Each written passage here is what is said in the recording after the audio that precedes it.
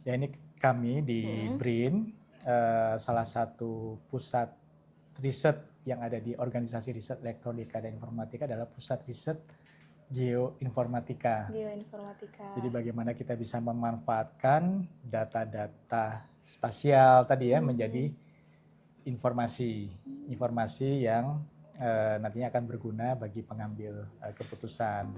Ya ini kami di BRIN, salah satu pusat riset yang ada di Organisasi Riset Elektronika dan Informatika dalam. Halo sahabat Inti, kembali lagi di Inti Talk bersama saya Nur Nadia Islamiyah.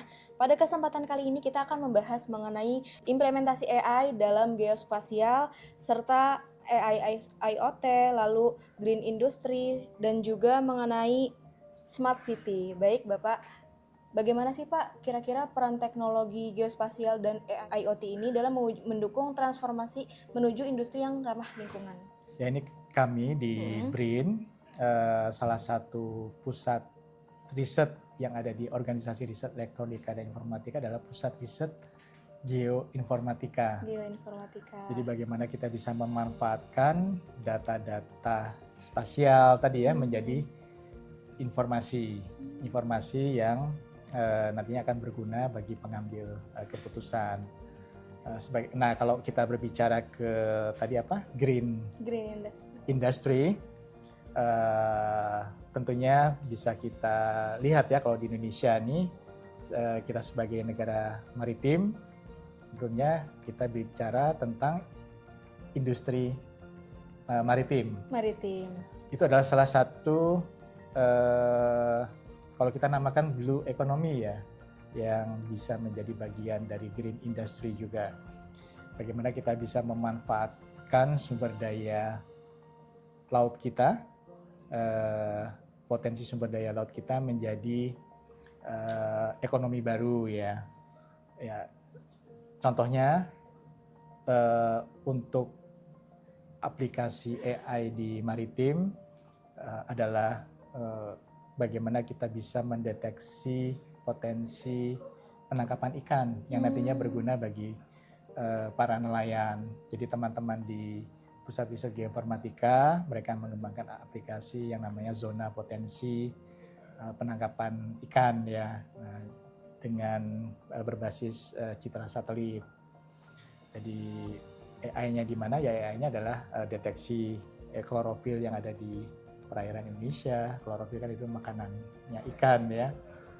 Dengan data-data tersebut kita bisa memetakan mana saja sih wilayah Indonesia yang berpotensi di hari tertentu ya, hari tertentu, periode tertentu, di mana di situ terdapat ikan sehingga para nelayan dengan tidak perlu mencari-cari ke tempat yang mungkin nantinya di situ ternyata tidak ada, tapi dengan bantuan citra satelit ini kita bisa mengetahui potensi penangkapan ikan di wilayah Indonesia. Itu tadi di industri maritim ya. Ada juga di industri yang terkait dengan kalau kita berbicara green industry, ya perkebunan, kemudian pertanian ya, pemanfaatan tadi AI untuk deteksi crop monitoring ya, bagaimana kita bisa memprediksi produksi padi dan juga tanaman-tanaman lainnya di wilayah Indonesia yang negara kepulauan. Kemudian ya kalau kita berbicara industri yang menghasilkan emisi juga ya, kan ada ya itu yang bagaimana supaya lebih green nih, itu bisa. Sebagai contoh ya saat ini tentunya kita bisa mengimplementasikan AI di suatu industri, misalkan industri manufaktur ya, yang menghasilkan misalkan dia itu industri pembuat kendaraan misalkan ya. AI bisa kita implementasikan mulai dari proses perencanaan, proses produksi, shipping sampai proses pemasaran gitu. Kita bisa prediksi jumlah produksi kita yang nanti akan terserap oleh pasar berapa, sehingga pihak industri bisa merencanakan manufaktur atau jalannya pabrik itu secara efisien, yang tentunya nanti akan mengurangi emisi, begitu ya. Nah itu beberapa contoh ya implementasi AI untuk green industry.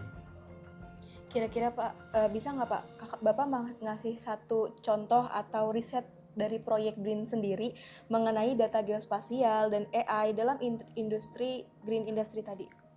Dalam contoh AI di green industry, Betul. Ya tadi ada ZPPI ya, zona potensi penangkapan ikan. Itu ya, itu ya sudah dikembangkan oleh teman-teman dan sudah kita lisensikan ke pihak mitra industri ya.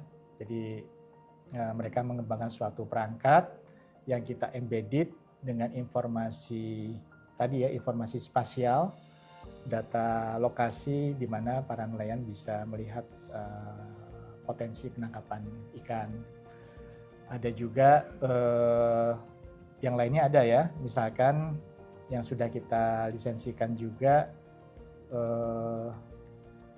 bagaimana kita bisa merubah speech menjadi teks untuk rekam medis. Itu sudah kita lisensikan juga ke pihak mitra yang sehingga nanti ini bisa berguna dimanfaatkan oleh para dokter di rumah sakit dalam proses pembuatan rekam medis gitu ya. Kalau kita berbicara mengenai otonom, pernah dengar nggak kendaraan otonom? Oh pernah. Nah, kita juga sudah melisensikan salah satu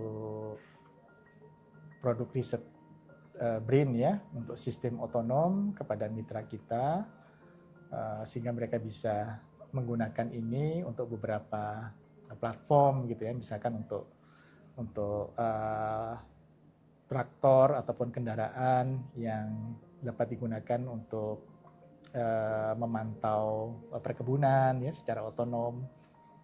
Yaitu beberapa contoh yang sudah kita implementasikan dan kita lisensikan. Tentunya dengan menyebarnya AI di beberapa sektor yang tadi Bapak sebutkan dapat berpotensi teknologi bisa semakin canggih ya Pak ya? Oh iya, tentunya kita berharap yang namanya teknologi itu semakin meningkat ya, continuous improvement. Demikian juga dengan riset ya, mencari keterbaruan sehingga selalu semakin meningkat ya. Kira-kira nih Pak, bagaimana sih BRIN sendiri tuh memanfaatkan hasil riset untuk integrasi geospasial tadi dan AI dalam mendukung smart city? Ya, smart city ini ya sudah ada beberapa ya di Indonesia ya, yang tentunya Mbak Nadia kenal mungkin terakhir adalah IKN.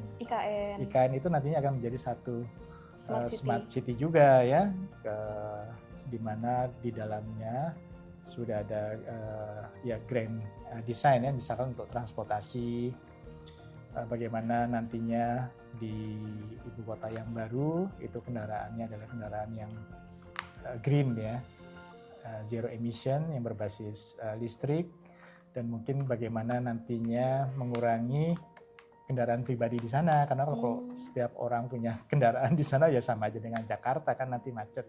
Sehingga kita melihat misalkan ini ada potensi untuk dapat menggunakan sistem sharing kendaraan. Nah, kalau sharing kendaraan salah satunya ya kita harus implementasikan sistem otonom tadi. Gitu ya. Kemudian bagaimana supaya flow lalu lintas di sana bisa lancar gitu ya, tidak ada traffic jam. Ya, itu salah satu peranan AI juga ya, dengan kita menggunakan traffic counting ya. Traffic counting, menghitung jumlah kendaraan yang melewati suatu persimpangan sehingga kita bisa memprediksi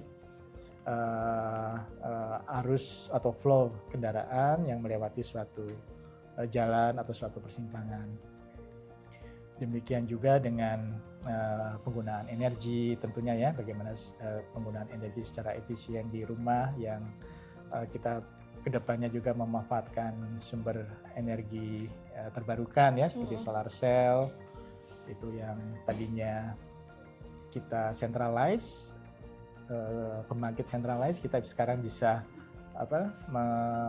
menempatkan solar panel kan di rumah ya, menjadi pembangkit yang terdistribusi begitu ya, tidak bergantung pada pembangkit yang lain, dan setiap rumah ini bisa saling sharing. Kalau yang satu kurang, yang tetangganya bisa memberikan energi listrik di sebelahnya gitu ya, sehingga ini bisa mengoptimalkan, mengefisiensikan penggunaan energi begitu ya. Itu salah satu beberapa contoh ya implementasi AI untuk smart city. Ada juga misalkan untuk ini smart farming ya, smart farming dengan lahan yang terbatas kita bisa menghasilkan produk pertanian tadi dengan bantuan IoT juga ya. Kita bisa mengkondisikan suatu tempat ya, kelembabannya, kemudian temperatur. Nah, ini peranan IoT dan AI yang tentunya kita harapkan ke depan bisa kita implementasikan juga. Jadi begitu ya sahabat Inti, tadi kita sudah membahas mengenai bagaimana kecerdasan artifisial itu nggak hanya menjadi masa depan teknologi, akan tetapi juga mulai diimplementasikan di berbagai sektor. Nah, untuk episode selanjutnya, kita akan membahas mengenai AI in Digital Health, geonometrik dan biometrik, serta cyber security. Jadi, saksikan episode selanjutnya hanya di Inti Media.